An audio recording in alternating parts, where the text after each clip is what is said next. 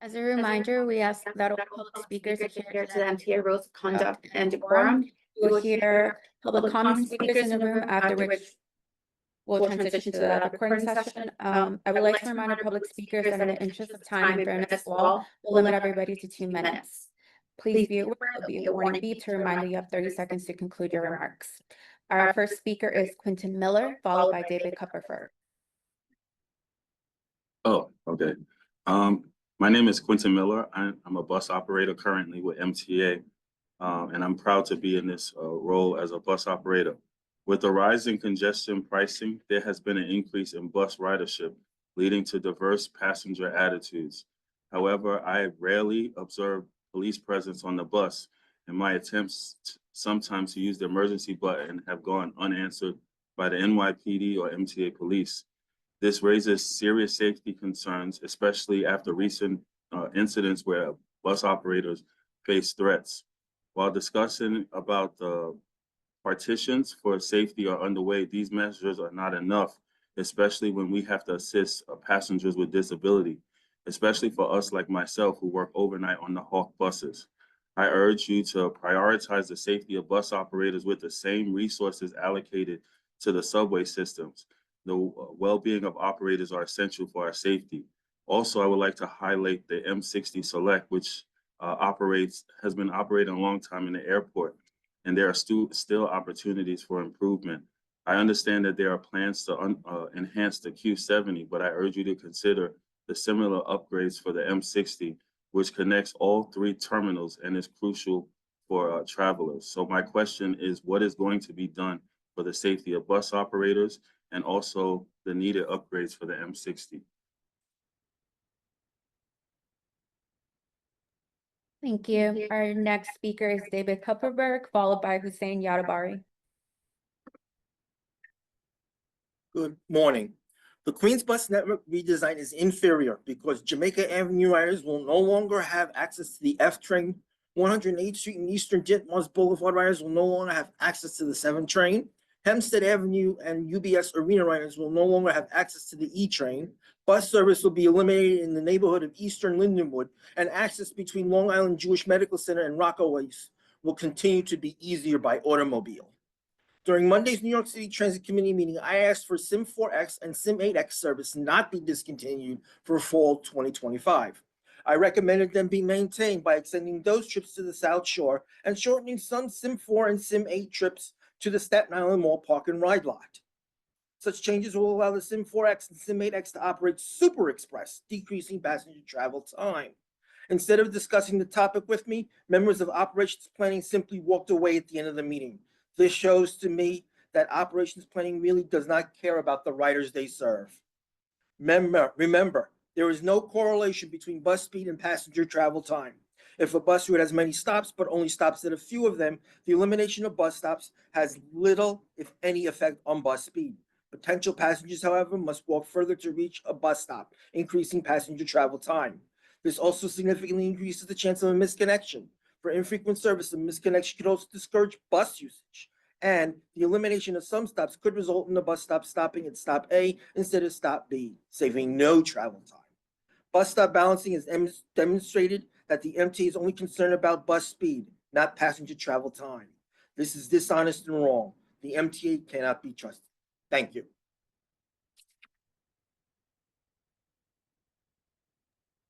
Our next speaker is Hussein Yadabari, followed by Jason Otero. Good morning. My name is Hussein Yadabari. I'm the Executive Director of Muslim Community Network, but I'm also here today as a concerned New Yorker and someone in my own teenage years who succumbed to underage drinking, influenced by ads from brands displayed across the MTA system at the time. Next year on a 100-degree day like yesterday, teens shouldn't be staring at a giant ad for a canned margarita featuring their favorite influencer at a stop in Fordham Road. These are communities already burdened by the harms of alcohol and other substances. We cannot afford to flood these same neighborhoods with the same normalization and targeting of alcohol ads. That's why I'm deeply troubled at the MTA's proposal to bring back alcohol ads. These ads don't just take up space, they shape culture. They send a message about what's normal, desirable, and accepted, especially amongst young people. The existing alcohol ad ban likely played a part in the steady decline in teen drinking rates over the last decade, Reversing it now for $7 to $10 million in supplemental revenue, less than 0.05% of the budget, is a step backward. And let's be honest, the proposed timing restrictions are respectfully performative at best. Young people are on trains all day during the summer, on weekends, after school, on holidays. Many teens, especially those from working class families, have unpredictable schedules. You can't program ads around real life. And here's something I urge the board to take seriously. Allowing alcohol as an MTA property opens the door to geofencing from tech firms. Once brands have physical presence, they use location data to send targeted mobile ads directly to phones in or near stations, especially in neighborhoods where alcohol-related harm is already high. And this disproportionately targets young riders. We all want a strong MTA, a sustainable MTA, but not at the cost of public health and not at the cost of our youth. Thank you to the board for banning these ads the first time. Keep alcohol bans, ads banned. Thank you.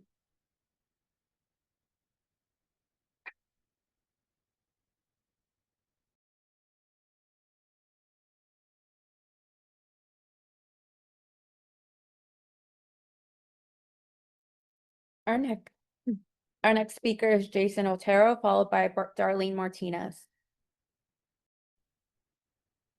Thank you. Good morning, MTA board members and fellow New Yorkers. Thank you for the opportunity to share my thoughts and perspective. My name is Jason Otero, and I'm a resident of Newburgh, New York, as well as a local business owner and community advocate. I'm joining this call to express my strong opposition to the proposed discontinuation of the Newburgh Beacon Ferry. The ferry is not just a commuter convenience, it's a vital regional and cultural connector between communities on both sides of the Hudson. It provides essential access for residents without cars, supports sustainable transportation goals, and plays a key role in economic and cultural exchange across our river. In my daily work with youth and creative professionals, I see firsthand how important access to regional transit is for building opportunity. While low readership has been cited as the reason for cutting service, it's important to note that the drop in usage stems directly from limited to a very limited service schedule. This is not a reflection of disinterest or lack of need, but a direct result of neglect. Discontinuing service now punishes riders for scheduling failures that are within MTA's control to resolve. Beyond basic transportation, we need more creative thinking about the role this ferry can play in our region's future. The Newburgh Beacon connection could be leveraged to support agritourism, ecotourism, and culinary tourism, all thriving industries in the Hudson Valley. The ferry has untapped potential as a scenic and sustainable travel experience that draws visitors and strengthens the local economy. I urge MTA to restore and reinvest in this service, promote it effectively, and explore its broader potential rather than cutting it prematurely. Thank you so much for your time and consideration. Our next speaker is Brian Hersy, followed by Carly Rhodes.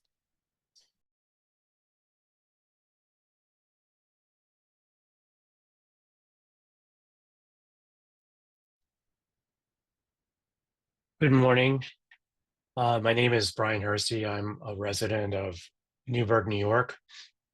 I just wanted to also add and bolster the commentary about the proposed closure or discontinuation of the Newburgh Beacon Ferry.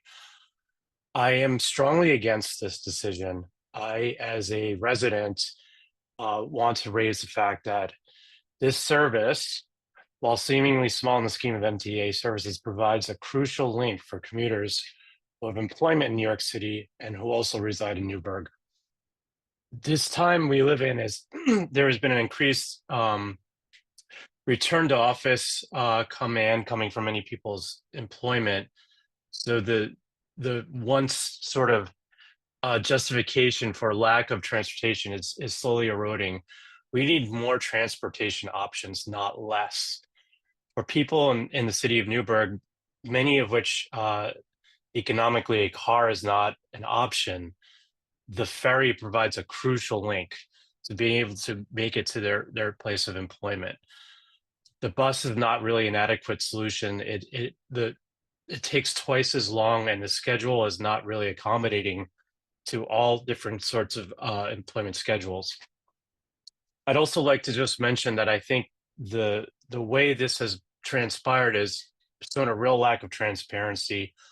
We were told in the winter that the dock that was affected by an ice storm was the reason for the discontinuation, that we should be patient and await a solution for the repair. Now we are hearing that that is not actually the case and that we shall be losing the service entirely. At this point, I want to just add, aside from that, these two communities, Beacon and Newburgh, are on a rise Please conclude your remarks. economically and also in their. Please conclude your remarks. Okay, that is all. I appreciate your time. Thank you. Our next speaker is Carly Rhodes, followed by Carlos Navarro Alvarez. Hello, my name is Carly Rhodes. I am also a resident of Newburgh, New York, having formerly lived in the city of New York. My partner and I commute down into the city for work and have relied on the ferry in order to connect to the Metro North, as many people have said before me.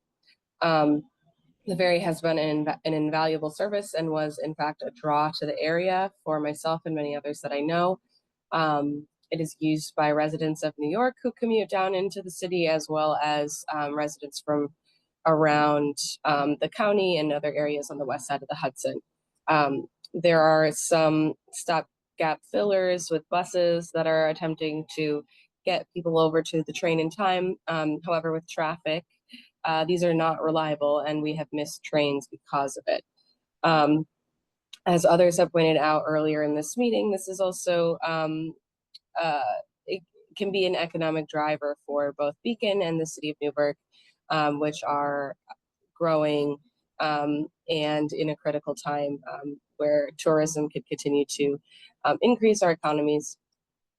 I'd also like to add or reiterate, as someone said earlier in this meeting, that the diminished timeline and schedule of the ferry contribute to low ridership. I think that there are many people who would ride if the schedule was expanded or returned to earlier schedules, and that to please not put this down and forget about the citizens of Newburgh and Beacon who are traveling back and forth.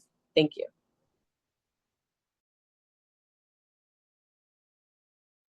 Our next speaker is Carlos Navarro Alvarez, followed by Charlton Doso.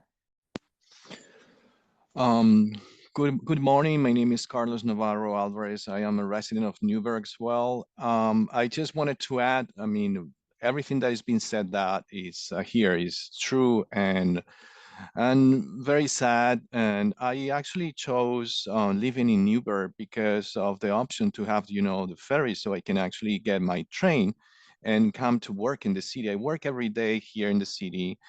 I work at the hospital, NYU Hospital. I have to get up every day at 4:30 in the morning so I can catch my ferry. I can, you know, have access to my train that will take me to the city. And it seems that there's been a constant way to leave us off the world in some respects. I think that they, you know, like our representatives, I mean, you know, MTA, the company that runs the ferry, didn't actually put any effort in making this service more efficient, in the sense that, why don't we ride that during the weekends? There's a lot of, I mean, this morning I took the bus that is like the shuttle that is like sort of way to, I think, to prolong the service for some more months. I think there's not going to be permanent and in a substitution of the ferry. And we were like 15, 20 people in the bus. So I don't think that this lack of riders is you know, the real problem. I think there's not really like an intention, a political intention to keep this service, which is really like frustrating. So I don't know how I'm going to get to work now because I don't have a car. So, and then instead of like promoting transportation in the Hudson Valley, we're just trying to get at, you know, like, especially Newburgh, like more investments are not there. We don't actually care about transportation, nothing. This is really like frustrating. Thank you.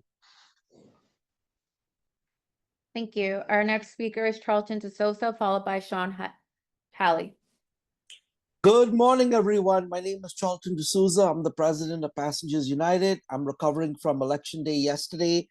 I started my day literally at 2 a.m. in the morning, and I got home literally at around 1:30 this morning. So I'm tired. So the Queens Bus redesign is going to be taking place this Sunday. And let me tell you, the residents in Queens, we are rising up. There will be protests. There will be demonstrations outside elected officials' offices. This whole redesign will not go quietly. What you guys have done to parts of Holly Avenue, Casino Boulevard, where there's literally bus stops being eliminated, what y'all did in Southeast Queens is horrible. I feel so bad for what our senior citizens are going to have to go through. And as my colleague Jack Nirenberg indicated earlier, is that everyone should be able to get an additional transfer. Subway riders, nice bus riders. The fact that the promotional transfer is only for 3 bus rides, it doesn't help everyday commuters that now have to take 2 buses to get to the J train. And the Q82 and the new bus schedules are out. I saw the new bus schedules. They're on the regular Queens bus schedule page, and I was disgusted when I saw the 82 schedule. You have the bus running every 30 minutes. What happens if a run gets canceled? Now we're waiting 1 hour. Whoever came up with the idea to run the Q82 every 30 minutes is crazy. It's not going to work. And then you'll also put the bus stop so far away from the Q2 bus stop at 179th Street that people are now going to be running between the bus stops. Again, a stupid idea. But like I said, we will sue you in court. There will be protests, and this will be the biggest public relations disaster for the MTA. That is my prediction, and anyone who is involved in this plan should be fired. Thank you. Our next speaker is Sean Haley, followed by Marian Marshaw. Good morning. My name is Sean Haley. I'm an associate professor at the CUNY Graduate School of Public Health and Health Policy. And today I'm speaking against the MTA's proposal to reverse its standing policy against alcohol advertising. More than 8,050 New Yorkers already die each year due to excessive alcohol use, shortening the lives of those who die by an average of 24 years. The MTA's proposal to allow alcohol advertising will increase alcohol consumption across the state. Certainly, if it didn't do so, industry would not pay for such advertising. Such an increase in advertising will increase the number of New Yorkers who are hurt by alcohol. For years, the MTA has held an evidence-based prohibition against alcohol advertising to reduce harms. A reversal now would knowingly place New Yorkers, especially children, at considerable risk. A few points are worth considering.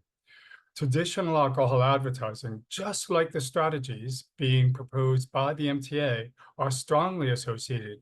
Indeed, science is increasingly suggesting that such advertising is causally related to early age of alcohol use and binge drinking among underage persons and increased alcohol use among adults. Importantly, early age of alcohol initiation is associated with the development of an alcohol use disorder later in life. Although the MTA is proposing a few exclusionary hours, a full prohibition is needed to fully protect young people. New Yorkers already see advertising displayed by the approximately 45,000 licensed alcohol outlets across New York State. Should the change to the MTA alcohol prohibition prevail, the change will expose children and adults to known harms across the MTA's 472 subway stations, 238 local bus routes, and a number of select and express bus routes. Please The conclude. Surgeon General's report. If I am out of time, I thank you very much. Please maintain the prohibition. Thank you. Our next speaker is Marian Marshaw, followed by Nairi Smith.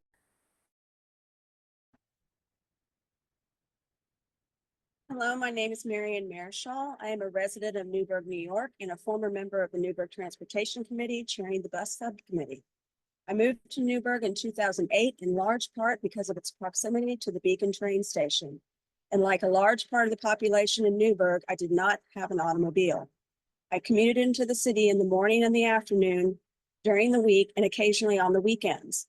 I quickly found out that there was only shuttle and ferry service available in the early morning until approximately 9:30, and again in the late afternoon from 3:30 until 9:30. There was no service from 9:30 to 3:30 Monday through Friday, and no service was provided on the weekends. So I had to scramble to find reliable transportation to and from the train station during those hours when there was no service provided by the MTA. Reliable transportation does not include local cab services, by the way. This was before Uber and Lyft came into the scene, and even with the additional car service, there was still the added cost of having to use these services for the majority of my commuting. Fast forward to 2025, 17 years later, not much has changed. There is still no service from Monday through Friday from 9:30 to 3:30 and no service on the weekends. But what has changed is that there is no longer any ferry service. Both the ferry and the shuttle provided a much needed service to a wide segment of the commuting population, in addition to getting a piece of that tourism pie. And about tourism, by not providing these services, particularly on the weekend and with the ferry, not only does Newburgh, but in large part Orange County, miss out on added tourism and the revenue that comes along with it. Today, I ask you that you reconsider the closing of the ferry service while expanding the limited service shuttle service to better accommodate your riders' needs. We need more accessible public transportation, not less. Thank you. Our next speaker is Nairi Smith, followed by Stephen Sianelli. Good morning, everyone. My name is Mary Smith. I am part of the Substance Use Prevention Unit within CAMBA and am here to talk about the alcohol policy of promotional materials, its reversal. I believe reinstating or reestablishing alcohol advertisement will impact the community of color more likely because it is proven that the community of color traverses the MTA more frequently than its counterparts, and it will continue to push the harm for alcohol seeing, it will continue to push harms of alcohol advertisement because of the consumption rates will rise due to the promotional materials being seen. The MTA's revenue claim for alcohol advertising is premised on expanding the use of substance proven to cause harm. The MTA's proposal is pretty much a money grab, and it will hurt New York. It will drive up New Yorkers' insurance costs, including New York Medicaid, and place children at risk. Alcohol costs in New York State is about $24.2 billion a year in direct and indirect economic losses. That is equivalent to about $3 per drink that New York residents pay through our taxes. Alcohol ads on the MTA will increase harms and costs to taxpayers and is a true public health concern. And honestly, like already previously stated by people who have shown concern, there's already over 45,000 businesses around New York that's already doing it. I don't think it needs to be in the MTA, especially in a place where you are mindlessly sitting on the train thinking. Seeing those kind of advertisements is going to just continue to increase initiation and public harm. Thank you for your time. Our next speaker is Stephen Sianelli, followed by Sue Sullivan. Hello, my name is Stephen Sianelli. I'm a resident of Newburgh, and I wanted to express my how integral the ferry is to our community. We rely on the ferry to connect us to the Beacon Metro North Station. And without the ferry, we're left with little reliable options for travel to Manhattan for jobs or to the New York City airports. And with remote work coming to a close, it's becoming even more and more necessary to have that connection. Furthermore, the ferry has been an integral part of the Newburgh revitalization, making commuting to Manhattan and other stops possible. The Beacon side of the ferry pier was damaged this winter, leaving service suspended, but we were left not knowing why and what was going to be happening. Little did we know that that was potentially the death of the service. There may be a question as to economics because of ridership or sometimes a public good, but sometimes a public good is takes precedent over profits. Our taxes subsidize our taxes and ridership help subsidize MTA, and the extension. And by extension, you have a responsibility to make sure that we have access to the Beacon Station, as well as into the city and further north, or even to the lower communities. Hope you all see the importance of the ferry and help resume and possibly extend that service. Thanks very much for hearing us all out, and to all those that have been saying, promoting the accessibility of the MTA. Accessible NYC is a great thing, and it's a successful NYC. Thanks for everything. Have a great day. Our next speaker is Sue Sullivan, followed by Yanni Himenez.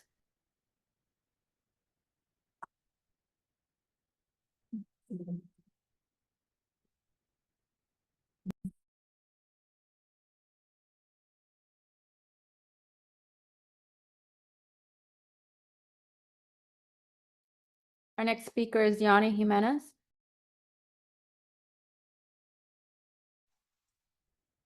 Hi, good morning. My name is Johnny Himenez.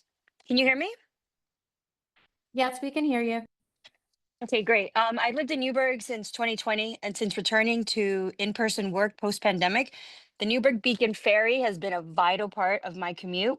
It's a 19-minute walk from my home, and it's allowed me to reliably reach the Metro North without owning a car. For me and for many others in the Newburgh community, the ferry is more than just a convenience. It's a connection to jobs, opportunity, and stability. Newburgh has a large population of working class residents, and access to higher paying jobs across the river and in New York City has made a real difference in our lives. We were told that the ferry was suspended due to a damaged dock, but no timeline to fix it was ever shared, and no public comment, public period was ever offered. Now I'm hearing this may be a permanent cut due to financial reasons.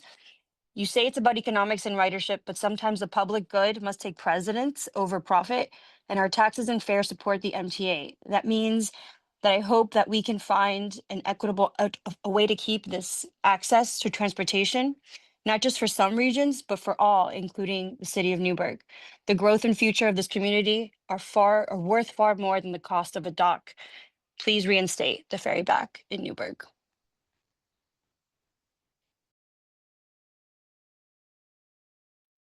Our next speaker is Caitlyn Bose.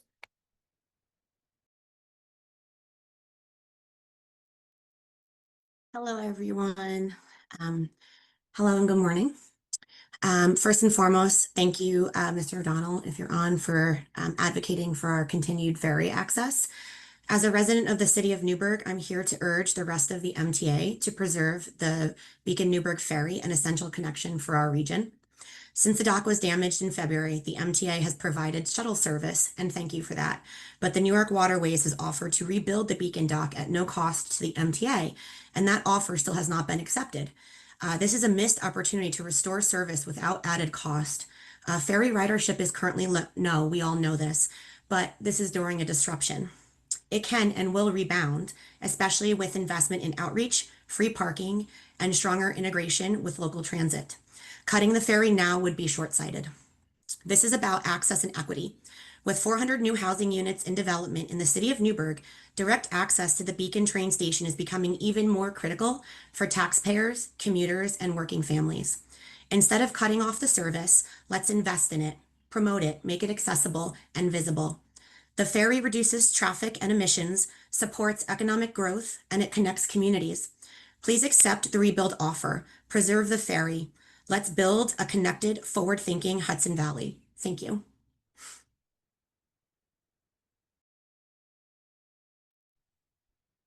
Our next speaker is Sue Sullivan.